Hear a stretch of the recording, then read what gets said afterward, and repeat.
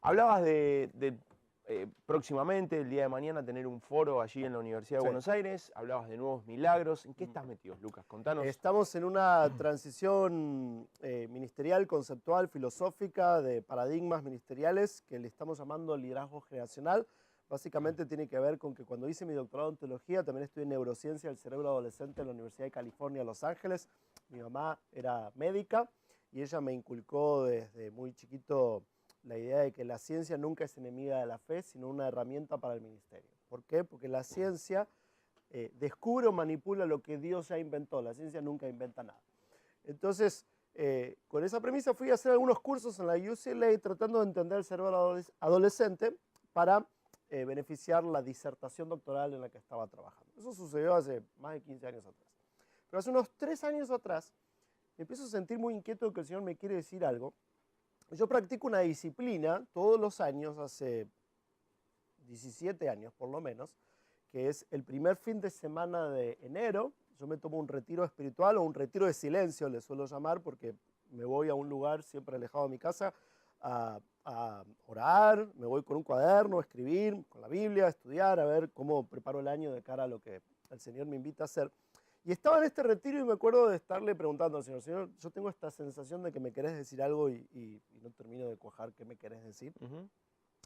Y ahí en ese tiempo de oración es como que me queda claro que tengo que volver a estudiar neurociencia.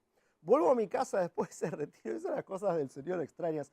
Yo estoy suscrito a una revista que es de la Universidad de Harvard, se llama Harvard Business Review, y el tema de ese mes, llego a mi casa y arriba de mi escritorio es la neurociencia del cerebro adolescente. Wow. Abro, empiezo a leer y lo que primero me sorprende es esta afirmación. En los últimos 6 años hubo más descubrimientos respecto a cómo se conectan las neuronas a nuestro cerebro que nunca antes en la historia.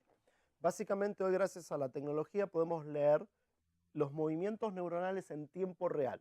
Gracias a algo que se conoce como positrones, que la manera más simple de decirlo es la tomografía computada, que usa ese tipo de tecnología, podemos leer cómo el cerebro responde a distintos estímulos y eso le ha permitido a distintas universidades que están estudiando esto ahora a evaluar mejor los estados del desarrollo humano camino a la adultez. Toda esta nueva información demanda una nueva misionología, esto es lo que entiendo. Entonces lo que comprendo es, el Señor quiere que estudie todo esto, que por gracia de Dios me inicié en esto hace muchos años. Entonces lo primero que hago es buscar los libros que se mencionan en esta revista, me los compro todos, empiezo a leer, empiezo a buscar, y toda esta nueva información me dice, hay cosas acá que no vi antes. Llevo 20 años capacitando al líder de jóvenes, proponiendo a la iglesia cómo trabajar con las nuevas generaciones, pero hoy hay nueva información respecto a cómo el cerebro aprende justamente en estas etapas de la vida. Entonces empiezo a revisar mi misionología. ¿Qué es la misionología? Es nuestra manera de hacer iglesia. ¿Sí? Y entonces me doy cuenta, nuestra manera de hacer iglesia la heredamos de los gringos que nos evangelizaron el siglo pasado. Y gracias a Dios por ellos, unos héroes de la fe, cruzaron mares, dejaron su tierra, pero hemos asumido que su manera de hacer iglesia era sagrada. Y es la única. Y es la única. Y sin querer queriendo nos enseñaron a occidentalizar el evangelio y también por consecuencia del tiempo que vivían, que era la posrevolución industrial, nos trajeron algunos paradigmas de ministerio que nosotros simplemente 100 años después seguimos practicando de la misma manera. Hacemos nuestras reuniones de la misma manera que ellos nos enseñaron. Hemos cambiado un poquito la estética en los últimos años, pero no mucho más. O sea, digámoslo claro, hoy creemos que renovar o ser relevantes tiene que ver con que antes usábamos traje y ahora tenemos jeans rotos, y que ahora hay luces de colores y antes no había luces de colores, y antes tocábamos el piano acordes y ahora musicales, tocamos la guitarra acústica. Eso es estético, pero seguimos usando el mismo formato litúrgico. En nuestra reunión nos paramos, nos sentamos, nos paramos, nos sentamos, alguien habla durante 1 hora, pedimos la ofrenda y nos vamos a casa. Y empiezo a revisar todo esto y me doy cuenta de lo siguiente. Hay 5 etapas camino a la adultez. La maternidad, que va de 0 a los 5, a los 6 años empieza la verdadera niñez. Luego llega la preadolescencia, que algunos argumentan que es un efecto de la posmodernidad y hay algo de cierto en eso. Luego llega la adolescencia y luego llega la juventud, que es una etapa diferenciada, que contrario a lo que practicamos y conseguimos tiene un final. Porque hay una aceleración increíble que sucede entre los 5 y los 6 y una desaceleración neuronal que sucede entre los 25 y los 26, que además está acompañada por una desaceleración hormonal. O sea, Hoy sabemos que para el diseño de Dios, la juventud termina a los 25 años. A partir de los 26 años llegamos al estado de adultez, del cuerpo y de la mente. No necesariamente de las emociones. ¿Sí? Yo no estoy hablando de maduración. Estoy hablando de los procesos que son más que nada biológicos. Naturales y biológicos. ¿Sí? O sea, según el diseño de Dios, la juventud termina a los 25. Interesante. Entonces empiezo a estudiar un poco más, empiezo a buscar de Dios, empiezo a pensar en todo lo que ya sé, lo que he practicado, mis experiencias, lo que otros están escribiendo. Y digo, uno de los paradigmas que le damos que está equivocado es haber distanciado el ministerio de niños al ministerio de jóvenes. En la práctica en nuestras iglesias, quienes trabajan con niños y quienes trabajan con jóvenes no dialogan entre sí, no planifican entre sí. Y el resultado de eso es que hay malas transiciones. En la iglesia promedio, no en todas, pero en la iglesia promedio pasa lo siguiente. Tenemos un lindo ministerio de niños, un montón de actividades para niños, pero cuando esos niños se gradúan de la escuela primaria y pasan al ministerio de jóvenes, que en Hispanoamérica decir jóvenes es un término demasiado amplio, lo que sucede es que tenés un chico de 12 o 13 años que de repente está con los de 30 que todavía no se casaron. En una reunión que es igual a la del domingo, solamente que es el sábado, donde se hace la misma liturgia, solamente con algunas canciones un poquito más movidas, pero se hace lo mismo que el domingo a la mañana para adultos, con gente que tiene menos años y nada más. Y obviamente ahí es que los empezamos a perder y se empiezan a decepcionar de la iglesia. Y siempre hemos pensado, no, los adolescentes se rebelan. Sí, bueno, pero ¿por qué? ¿No hemos provocado esa rebeldía? Hay una rebeldía que es positiva. Generamos el escenario para que se rebelen. ¿No estamos generando el escenario para que se empiecen a rebelar con Dios o con la iglesia? O quizás deberíamos cambiar la palabra, quizás no es rebelarse, sino decepcionarse, porque tenían una idea muy infantil de que era la iglesia y ahora quieren algo para ellos, pero la iglesia no lo está atendiendo conforme a el diseño de Dios. Súper interesante. Entonces, ahora viene la preadolescencia y antes decía, es un argumento que se está discutiendo en algunas universidades, es un efecto de la posmodernidad. Y puede ser cierto, pero lo real es que hoy hay una etapa intermedia entre la niñez y la adolescencia, que es una etapa bien diferenciada. Y quien se dio cuenta es el Disney Channel. El Disney Channel se dio algunos años cuenta de que los preadolescentes, y hay estudios serios de esto, que los preadolescentes son la principal influencia en cómo sus padres gastan el dinero. Entonces apuntan todos sus cañones a los preadolescentes, que son los de 11, 12, 13 años, se puede discutir allí, depende del país. De hecho, tuvimos, hace 2 programas atrás, tuvimos a un actor de Disney Channel que apunta a esa edad. Completamente. ¿No? Totalmente. Entonces vos mirás el Disney Channel y ves que no es para niños chiquitos, No. es para preadolescentes. ¿Sí? Eso es totalmente intencional. Se dieron cuenta en Estados Unidos, allá en Hollywood, y hoy están montando toda una estrategia de cara a esta realidad. Claro. ¿Sí? Sin embargo, la mayoría de nuestras iglesias no tenemos una pastoral de los preadolescentes. ¿Sí?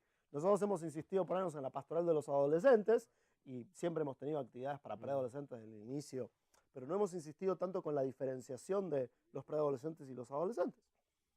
Entonces, ok, eso me llama la atención. Luego llegan los adolescentes, que siempre ha sido el foco de nuestra atención, pero luego veo que llega esta etapa que tiene un final, que usualmente en nuestras iglesias no tiene un final, porque en la sociedad de hoy no tiene un final. Claro. No tenemos un punto de graduación hacia la adultez.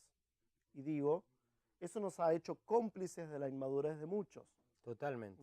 No hemos acompañado a los jóvenes a decir, ok, debo abrazar que ahora soy un adulto. Con alegría. Con alegría. Porque claro, la verdad es que la mayoría de las veces se acepta con resignación. Sí. Bueno, y algo súper interesante, cada vez que digo esto en algunos ámbitos, la gente se ríe nerviosa y algunos jóvenes es como que me miran con decepción. ¡Qué mala onda! Terminó la juventud.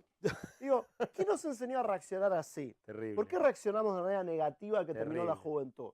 Es porque la sociedad de consumo de los últimos 50 años nos domesticó a pensar que todos debemos peinarnos, vestirnos y expresarnos como adolescentes y que dejar de ser adolescentes es algo negativo. Es la muerte Y es una mentira del diablo, porque no hay nada más precioso que llegar a esta etapa de la vida donde podemos expresar la plena madurez. Y si no, preguntar a tus compañeros de la escuela secundaria que ahora te escriben en las redes sociales. Tal cual. Y mira, algo que volvemos al principio, es bueno destacar. Yo soy muy agradecido al Señor de que hoy me doy cuenta cómo pude vivir cada etapa en su momento. Sí, porque a veces las crisis de la vida se dan porque estás queriendo hacer lo que no hiciste cuando eras adolescente. Estás queriendo comportarte de una manera distinta que cuando eras joven y ahora pasaste los 40, pasaste los 50. Y toda esa desubicación, yo creo que es un plan maligno de Satanás. Totalmente. Porque no quiere que lleguemos a una adultez madura. ¿Qué es una adultez madura? Una adultez completa. No es una adultez aburrida. No, no. Lo que pasa es que tenemos que aclarar esto. Envejecer es obligatorio, pero madurar es opcional. Entonces, tenemos en la sociedad de hoy un montón de adultos que no son un Maduros. calco del plan de Dios de la adultez, porque son adultos, pero no son maduros. Tal cual. No están completos. En la palabra del Señor, en Colosenses capítulo 1, versículo 28, tenemos un texto del apóstol Pablo diciendo: yo enseño, yo capacito, yo aconsejo para presentar a cada uno perfecto en Cristo Jesús. No agarro bien por qué hicimos esa traducción, he discutido con algunos de los traductores Pero de la Biblia. la palabrita Sí. que encajaría ahí es... Claro, es maduros, la Maduros. palabra en el griego original es teleios, y yo por años insistí en lo de maduros, pero ahora me di cuenta de algo más. Al estudiar un poquito más de lo que se pensaba en el tiempo de que Pablo escribe esta carta, esta palabra para el concepto hebreo, la palabra es griega, pero para el concepto hebreo quiere decir completos. Claro. Y vos fijate, llegamos en este proceso de maduración a una adultez completa. Porque si no llegas ahí estás roto. Claro. Y eso es lo que sucede, estás incompleto.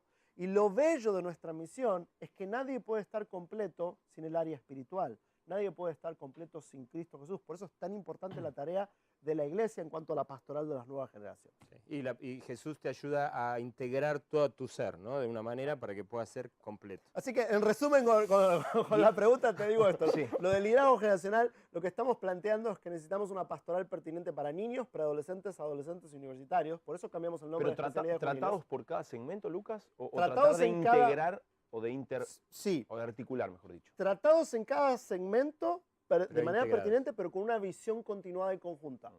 ¿Sí? Donde hacemos buenas transiciones entre una etapa y la siguiente. Tal cual. ¿Sí? O sea, entre los 6 y los 25 tenemos una ventana de oportunidad que hoy, quizás cambie en un futuro, hoy representa 4 etapas bien diferenciadas del desarrollo del cerebro y de la confluencia de las emociones.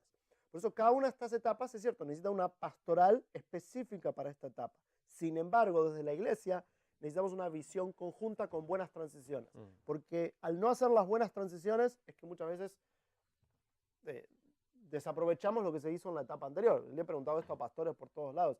Si en todas nuestras iglesias, todos los niños que alguna vez pasaron por nuestra congregación, hoy se congregaran y estuvieran en el ministerio de jóvenes, nuestras iglesias serían 5, 6, 10 veces más grandes. ¿Dónde están esos niños? Los perdimos en las malas transiciones. Vamos a hablar de las transiciones, pero hagamos una pausa. Sí, Porque dale, del una otro pausa, lado, pobrecito. del otro lado debe haber alguien que le está por Lo dejé estallar el cansado, cerebro, ¿verdad? y a Lucas debe tener la boca seca.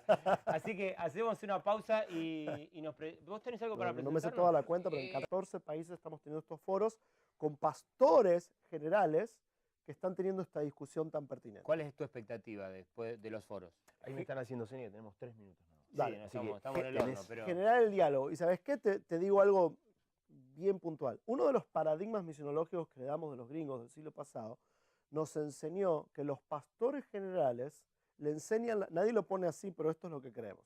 La misión del pastor general es enseñarle la Biblia a los adultos el domingo. Su esposa trabaja con niños mientras tiene niños o con mujeres después de que ya se graduaron de la niñez sus hijos. Y le encarga el ministerio de nuevas generaciones a líderes primerizos que hacen sus primeros pasos. ¿Sí? Ese es el que paradigma y el sirven modelo. del Ministerio de Jóvenes. Está equivocado el paradigma. Eso es terrible. Necesitamos que el pastor general, que la pareja pastoral tenga una visión de liderazgo generacional intencional.